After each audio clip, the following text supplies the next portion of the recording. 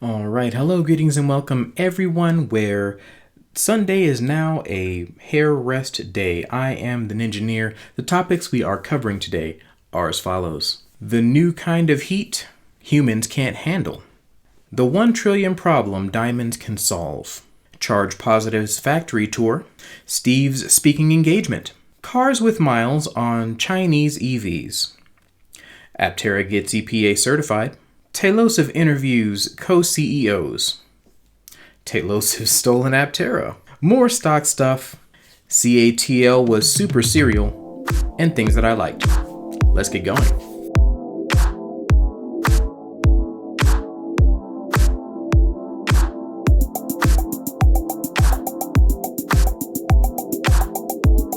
Okay, so the first video that we're talking about today is one by a gentleman who has a channel called Be Smart.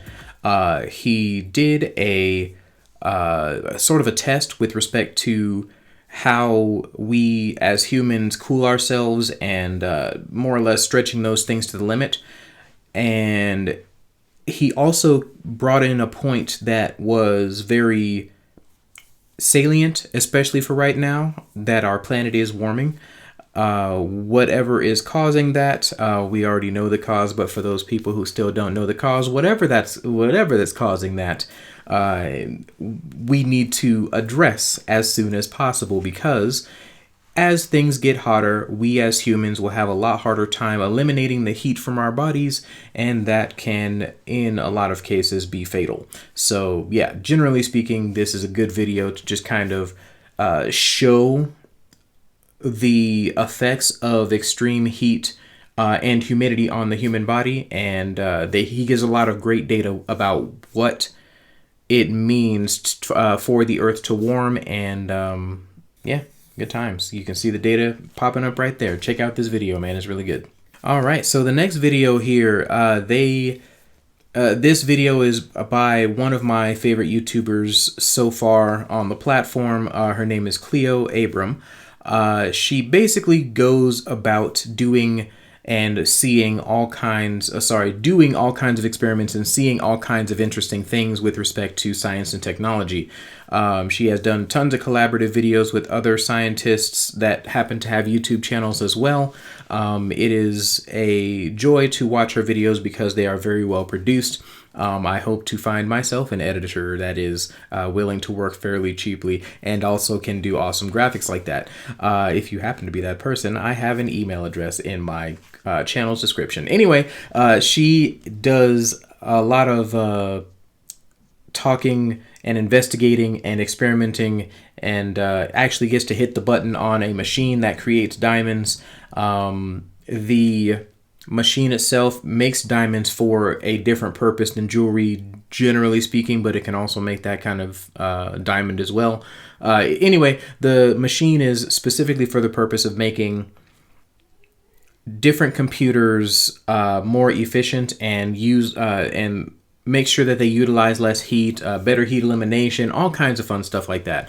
If these diamonds become as ubiquitous as something like silicon, then it is possible that we will be able to subvert the coming ceiling when it comes to computational power and how small transistors can get and all that kind of fun stuff. So very interesting video for several reasons, but yeah, mostly because I like to watch cool science experiments happen.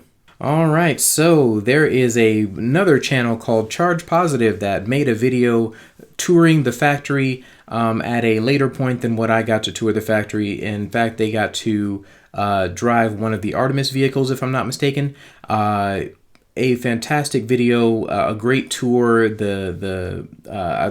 McCammon has really come a long way when it comes to tweaking the way that he does his tours. The factory floor was set up very nicely, just very cool. It's nice to see the iterations and the changes that are happening in the factory, not only with respect to how many Apteras have been built from the factory, but also how they decide to move around and present their information and show off their body, the body panels and the frames of their vehicles, all that kind of stuff. It's all changed and it's all really cool. So please check this video out.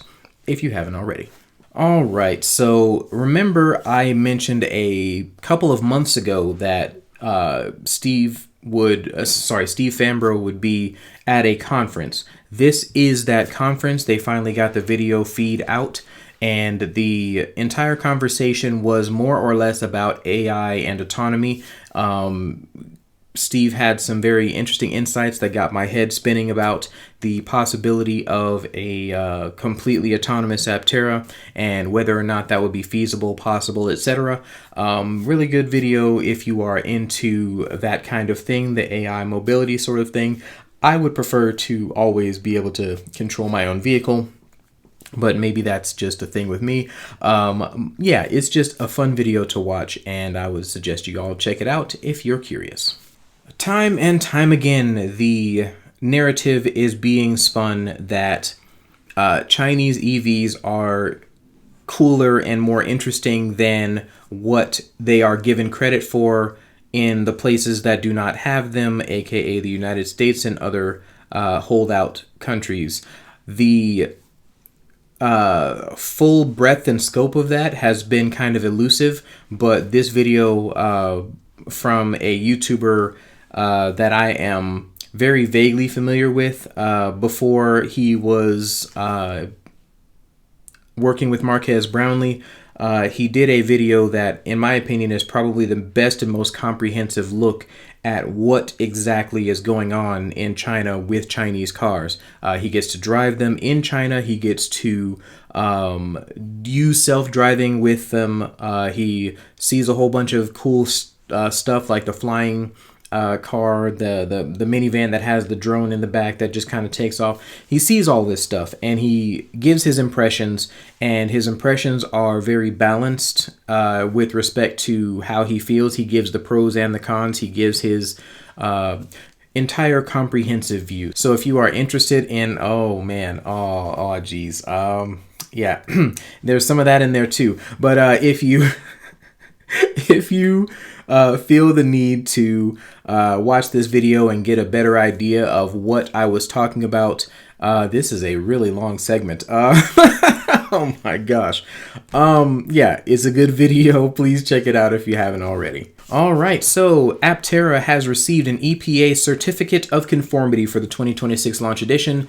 There are videos out there, specifically Aptera Owners Club, who talks about what this actually means, but essentially, long story short, you have verification from the EPA that the Aptera is a vehicle that does not use gasoline. That is a fantastic step forward. The testing from the EPA and things like that will be very welcome to just kind of show the proof in the pudding, if you will, for Aptera's efficiency. But as it stands, the EPA can certify that the Aptera does not operate with gasoline.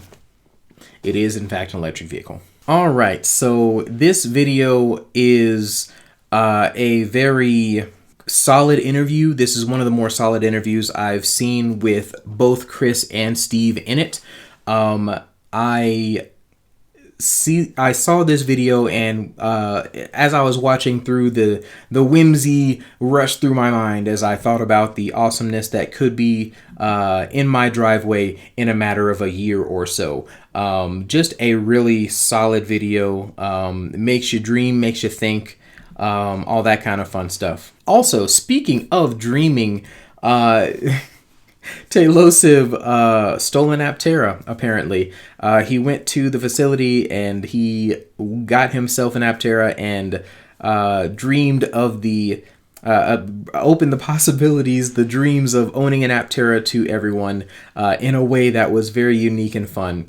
I chuckled for most of this video because I thought to myself, I kind of wanted to drive one off myself. But yeah, just another solid video from a fantastic creator who does his due diligence to bring new technology to the forefront. All right, so this story was submitted to me by one of our subscribers. So thank you guys so much for always keeping things up to date, keeping me in the know about things that I may have skipped or missed.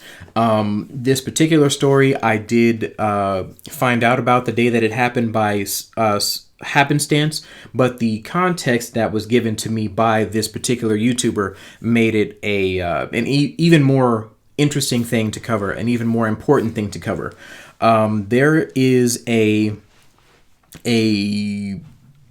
sort of headcanon theory craft that was put together here that has a lot of plausible evidence that could have a very unique effect on how Aptera stock performs for the next couple of weeks. I am going to be talking back and forth with both this individual who submitted the story, and I'm going to try to reach out to other people who may have more knowledge on the topic so that we can kind of understand what is going on here. I may or may not even reach out to Aptera since I have a little bit more access, I guess you could say, considering the fact that I'm now an accelerator. I'll see if I can't flex those muscles a little bit as well. But if what is talked about by this particular subscriber is well-founded, is grounded in some kind of fact or reality, this could get very interesting very quick. So I'm just going to leave that there because, again, I do not want to put out any information that is not true or is not accurate. I do not like speculation, except when the speculation has no bearing on the future of a company. So this could be a big deal.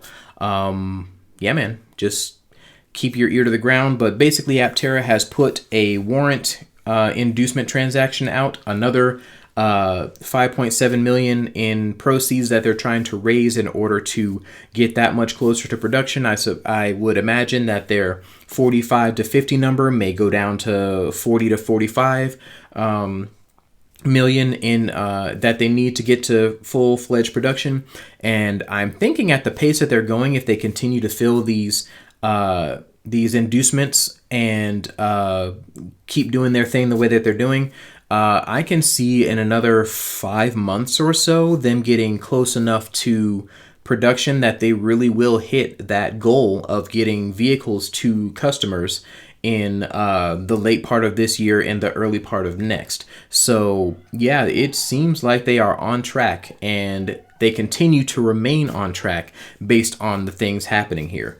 But like I said, there's a couple of things that I'm going to be investigating. I'm going to see where the theory crafting with this subscriber happened, whether or not it's plausible or not, and I'll get back to you guys on that, I promise. But yeah, there's a lot of stuff that's suggesting that they are actually going to make it to production this year, and I hope those indicators stay as strong as they are now. Okay, this is a big deal. Catl has kind of pivoted from lithium ion as a method of mass storage. They are leaning into sodium, partially because it is more stable, also because it has a more robust nature. It can survive more cycles. So yeah, if this battery becomes mass produced, you could really see sodium ion technology take off with respect to adapting it to other purposes, changing the chemistries, making it into a solid state. All of that kind of stuff is now feasible because Catl has more or less proven out the concept of a sodium ion battery being useful for something that is more than a laboratory test. So yeah, I am excited to see where this goes, and I will let you guys know when I know what this means. Okay, so for things that I liked, I know that I am on a gaming website, and this is not my gaming channel. The reason why I'm talking about this is because I was playing through, so nowadays I tend to play video games in order to relax or unwind through my day. Like if something particularly crazy or stressful happens, I'll spend like an hour or so de-stressing on a video game. Anyway, that proclivity has brought me to playing a video game called Final Fantasy VII Rebirth. That video game had a section in it that I thought was wonderfully inclusive and wholesome. You're going through a city and a town. There's a card game in that game that you play as the main character in order to basically get better materials for your weapons and be able to fight better and things like that. Anyway, this card game has a bunch of really colorful, really wacky characters. One of the people that they showed was someone who was very obviously speaking sign language. Moreover, Cloud was able to understand him using sign language, and so it was a really cool moment for the signing community, for which I am not a part, because I am not inclined to be able to move my hands that way. But yeah, generally speaking, this moment was a really big deal for the signing community, and I understand why, because it is really cool to see somebody that has your attributes represented in a place where you didn't expect. So it is really cool. This particular gaming moment just gave me a really warm, fuzzy feeling in my heart, and I felt for all of those people who use ASL in their daily lives. Yeah, it was just really cool, really wholesome moment, and I appreciated it. All right, thing I'm talking about today is my last 2 months. They have been deeply stressful, deeply insane, a very strange mixture of rage and sadness for the past 2 months, mixed in with all the awesome times that I've had speaking with you guys and what have you. So I cannot talk about the full depth or breadth of this situation that's been going on, but I guarantee you it is absolutely one of the most crazy things you guys have ever heard. I am going to share that full story at some point in the future. No, I did not cut my hand again. But yeah, there's been a lot. The highlights of these past 2 months are many as well. Campaigning is so much fun. Talking to people, interacting with new points of view, always been my jam. So here I am having fun with that, in spite of all the foolishness going on. I also got to celebrate my little girl's birthday. She had a fantastic time, or so she says, and so I got to enjoy her enjoying the time that she had at a place called Meow Wolf. Which, by the way, is one of the zaniest places I've ever been to. It was very fun for me as well, but just watching her eyes light up and watching her like dart around and look at the exhibits, it was really fun. Yeah, many highlights in these past 2 months. I'm not trying to say that the past 2 months were terrible, like there was no good in them at all, but there is definitely a bit of stuff that happened that, like I said, I'm going to share with you guys later, that made life interesting in a way that I did not appreciate. So yeah, I will share that story with you guys when it is legally frugal for me to do so. But besides that, thank you guys so much for watching. If you like this video, please do all of those YouTubey things, the liking, the subscribing, the hyping, all of that kind of fun stuff. I am still consistently surprised at how the hyping actually does quite a bit for the channel, so please keep doing that. I don't know if you guys noticed, but I have kind of a swing situation. Like, I'll swing between like 500 views and 2,000 views between videos. The scope, the breadth, the wideness of that swing is much more narrow, which means much more consistent viewership and much more engagement from the algorithm. So yeah, it's one of those things that I'm really surprised and delighted about. So please keep hyping the video specifically, but do all of those other YouTubey things as well. You guys are amazing. You are wonderful. I appreciate you all. You guys truly make this channel possible. I will catch you next time, and have a great rest of your day.